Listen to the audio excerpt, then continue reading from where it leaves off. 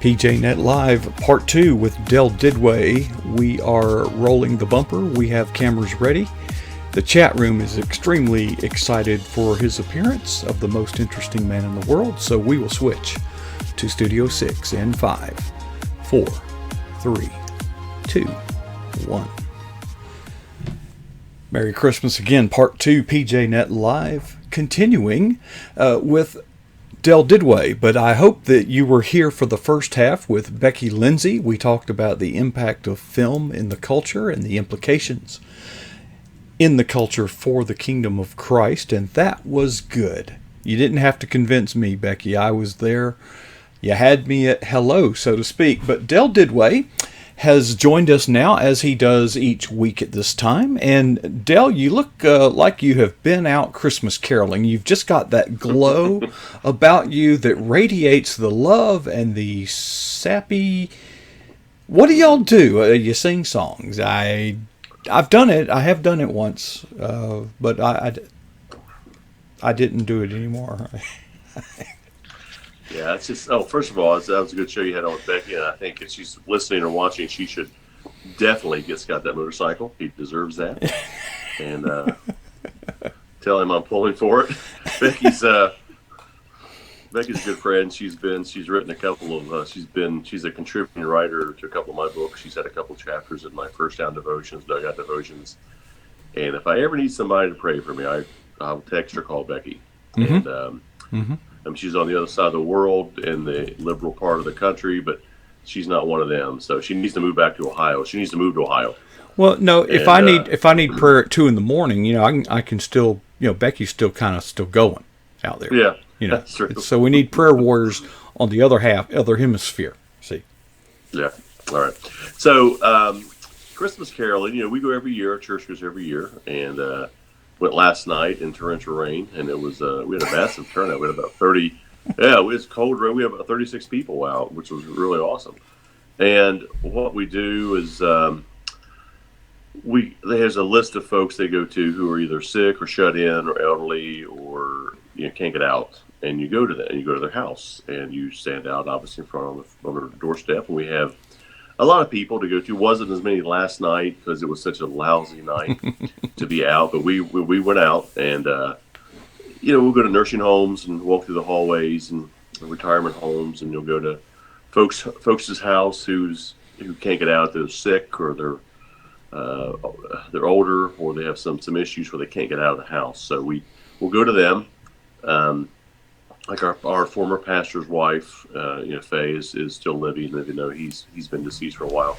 She's real feeble. We go to her home, and it's just a wonderful feeling to stand out there and sing to them, and then you see their expressions, and some of them get emotional, and some of them are very thankful and grateful and hug you, and they cherish those 5 or 6 minutes that you give to them to sing 5 or 6 Christmas carols to them, and it just makes you feel good too, the person singing and the person receiving.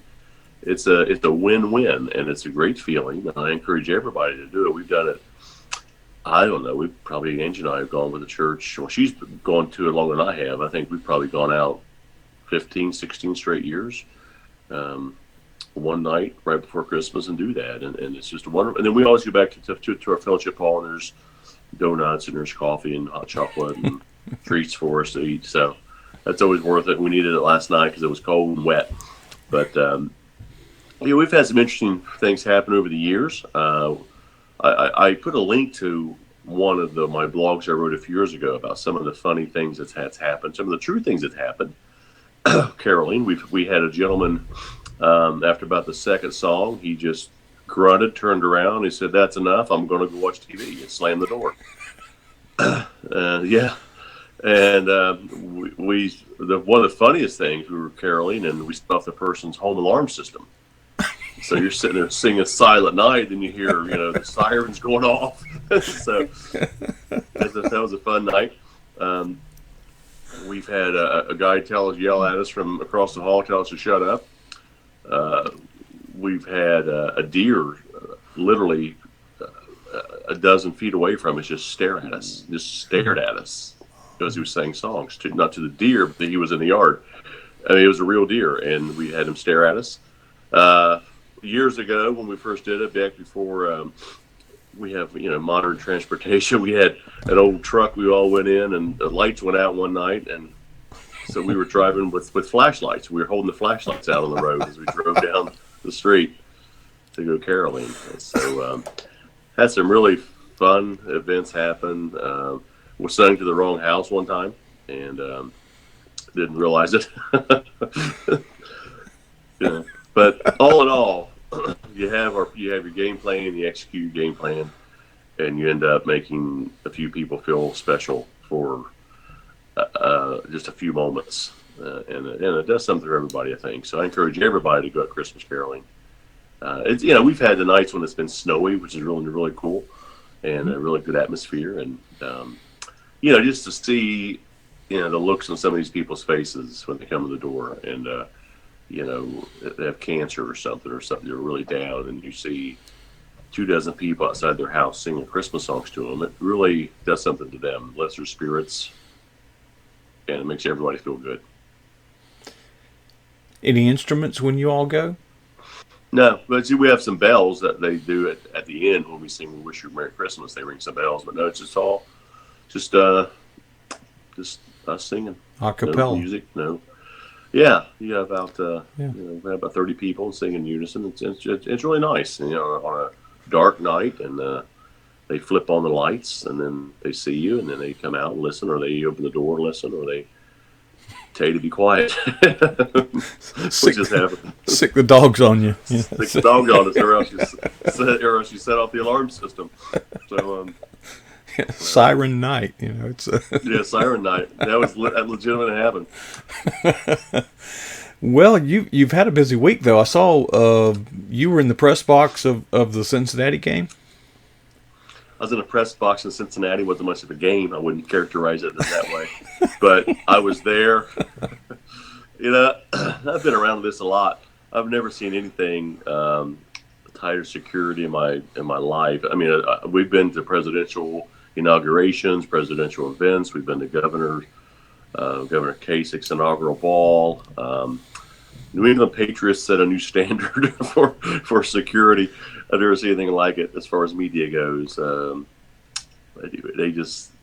We were under scrutiny, and we were being monitored, and told where to go, what to do.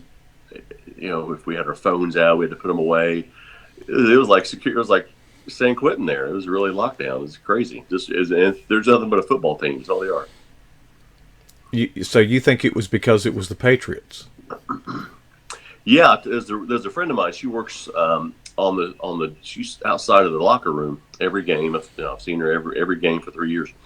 And I walked by her the other night and going to the clubhouse, and I said, "Hey, Misty, what's this like with the Patriots?" She goes, "It's a different level." I've done this for years. I've never seen this. They run a tight ship, but they came in and they just gave orders. They told you where to go, where to sit.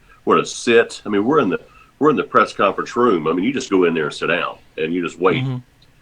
They came in with 2 minutes to go, told everybody to get out, that they would call us in when they're ready. And we're like, are you kidding me? No, we sit here and we wait. And they would tell us who was coming in. Then when that person left, we had to get up and leave and go back in. It was crazy. And definitely prima donnas. And they're the visiting team. I could kind of understand that if you were going to their turf. Mm-hmm. But they're coming. They're the visiting team, and they're telling the host team this is how it's going to be. I'd get a little indignant. They were telling the security detail who's there every game, who's there to just make sure fans don't get in and make sure the credential people get in and nobody just wanders into the clubhouse. And they stop fans, which is they do a good job at it. But yeah, they were telling them what to do, telling them where to stand, and they were just like, really?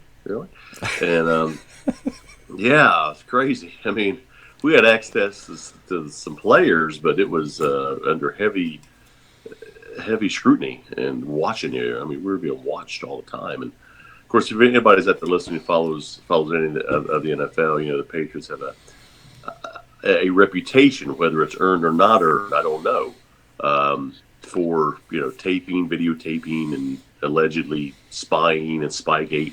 And they were in the news last weekend because they were in the Cleveland Browns press box spying on the Bengals. So and why would, it's on television. Why would you want to? I know. Why? No, they were doing some things on the sidelines that they wouldn't supposed to, may not supposed to be doing. But we're like, they're spying on the Bengals, really? They're 1-12. I don't think that's right. I don't think they were doing that. So somebody yells, one of the media folks, when they told him to put his videotape camera away, and he goes, "Wait a minute, you can tape anybody and everybody, but I can't tape you." And that didn't go over well. So everybody laughed, but not the Patriots. So they came in, wiped up, left. Yeah. And, yeah. Well, let me tell experience, but let me tell you what happens on the chain gang. In high school football, the home team provides the chain gang, the people that run the down markers. Now, the chain gang are volunteers, but they are actually part of the officiating crew. Okay, yes. So you're under the direction of the white hat and blah, blah, blah. Okay, so I'm on the opposing sideline. I'm a member of the officiating crew, even though I'm not paid. Well, I'm observing things like if one of their players is over there throwing up, okay, I make a note. So-and-so is throwing up. If one of their players has kind of an injury, in other words, I'm gathering all kinds of recon on the visiting team. So at halftime, because we're part of the officiating crew, we get a hamburger and a soda, or pop as you all call it up there, I think. But I would go huff that down real quick. Then I would go to our coach and say, by the way, number 75, the good defensive lineman, he's vomiting on the sideline. Number 12, the defensive back, he's actually got a bad ankle. So any little thing that I could tell the coach that would help them design their strategy in the second half to exploit any weaknesses that I might discover. But I've always been very fair. Okay, I have yet to work with anybody who they're not there to rig the game and move the down markers and cheat. Everybody's wanting it to be a fair game. But I was talking to somebody, I think it was yesterday, Dell, on any play, you can throw a flag. There's infractions on every single play. And from time to time, referees will make a bad call. This just happens. It's not that they're crooked or corrupt or trying to fix the game. They just made a mistake. And I've seen coaches go ballistic and actually cease to be a coach at that point. They're hurting their team because they're just mad at the referee. And I'm still waiting for a referee to say, I've been thinking about what you've been saying, and you're right. They don't. They're not going to change their mind. But if you will talk to the referee and respect him, or her, we asked some female referees too, by the way, and say, "Hey, ref, man, that was just a bad call, ref. It happens. Just be nice to him." Well, what they'll do is 5 minutes later they'll throw a flag against the other team, and they'll kind of come over to the sideline and wink, saying we're even now. So they try to even it up a little bit. I mean, it's all good. Yeah, I don't. Now there was a time a few years ago in the NBA where it was concluded and proven that there was an official rigging games, making calls because he was placing bets.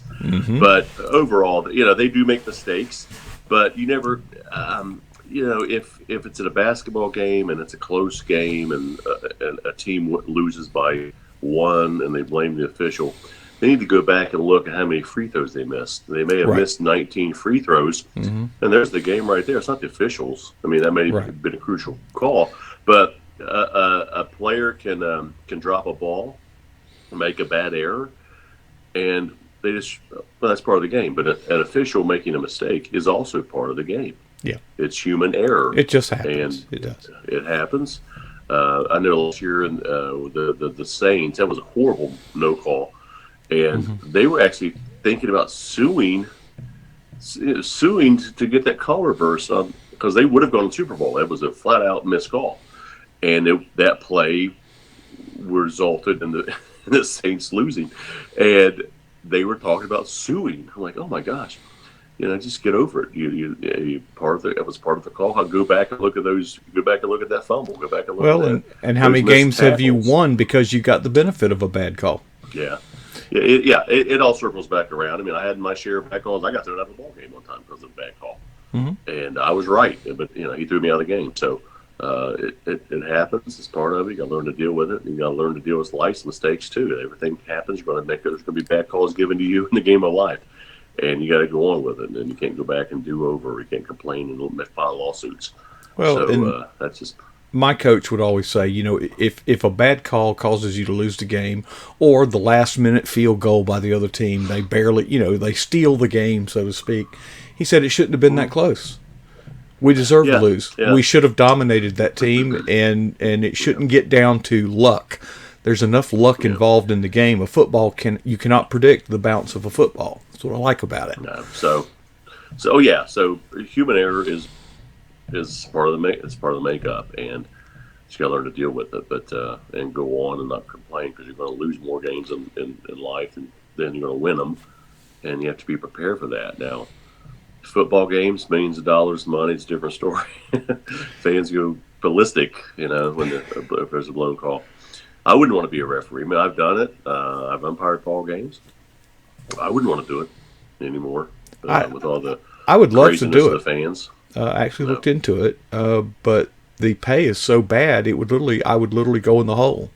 Now when you start I thought out. about years ago going to Major League Baseball school. Those guys make a good living, but they're gone a lot.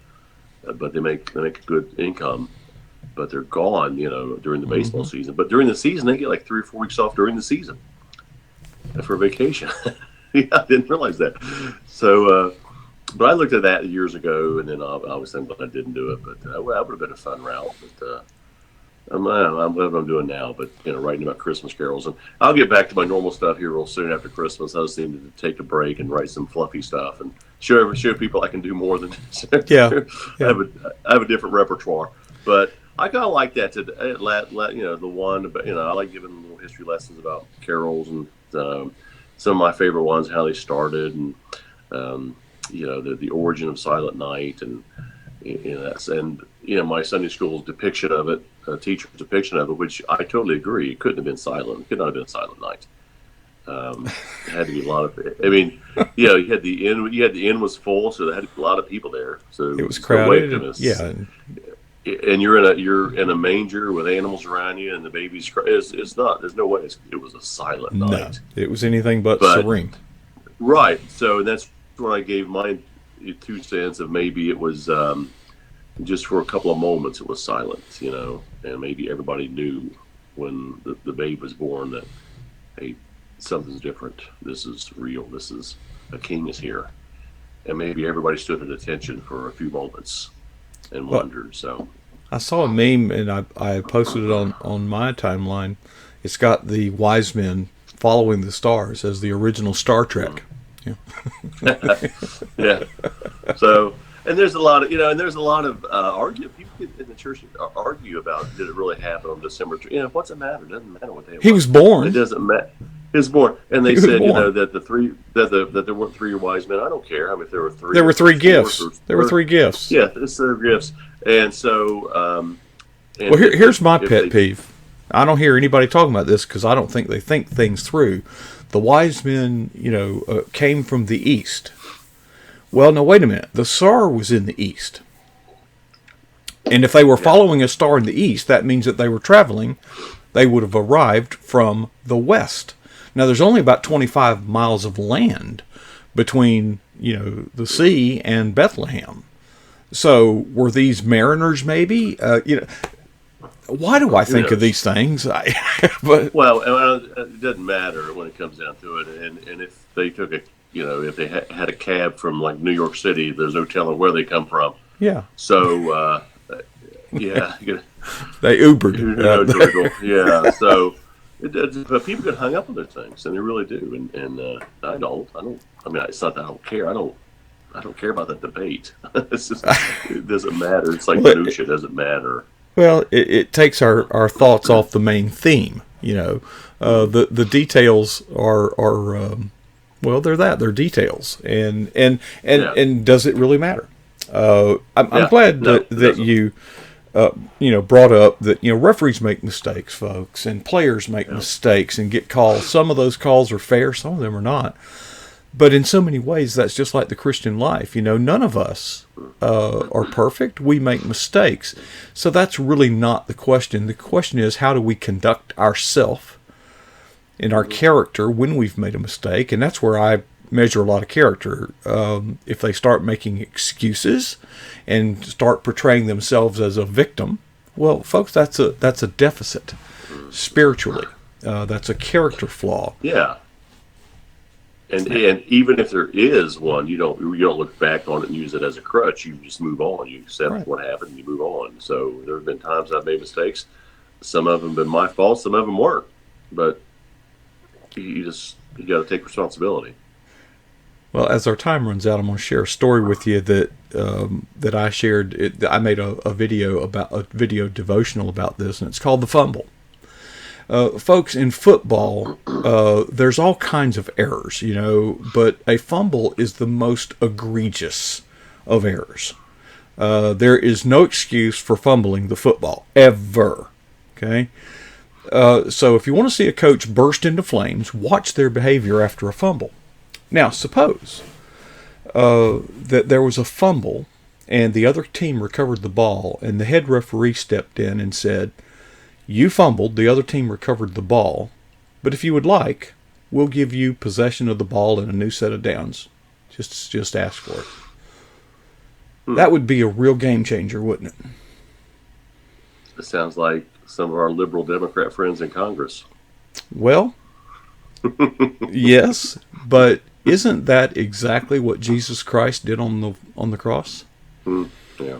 Folks, we fumble, we make mistakes, but Jesus Christ is the ultimate authority. He's the white hat of the referee squad. And by his own authority, he can say, if you'd like, I'll give you the ball back, give you a fresh set of downs. Folks, that's a game changer. It really is. Right. I had, in my career, in high school career, football, I carried the ball 412 times in 4 years. Never fumbled. Wow. Well, if you played for Osceola and you did, you would fumble twice, your first and your last. You wouldn't lose the ball after that.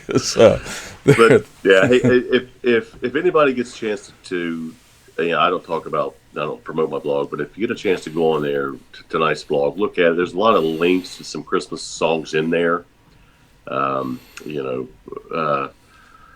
Nat King Cole's The Christmas Song, and there's Burl Ives' Holly Jolly Christmas, and there's some spiritual Christmas songs, and then at the end I give a link to Kelly Clarkson and Reba McEntire singing Silent Night. So get a chance to go on there and listen to it, because it'll put you in a Christmas mood. Well, Dale, I thank you for your contribution to the Christmas spirit, not only here at PJNet Live, but in your blog, on social media, and in your community. So, Dale, you're a champion for the cross. And next Tuesday will be what? Christmas Eve. Christmas Eve.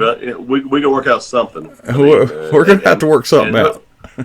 And hopefully by then Becky's got Scott his motorcycle. I hope by then. Yeah, we'll put in word with Santa Claus for that. Dale, thanks for taking your time to share with us tonight.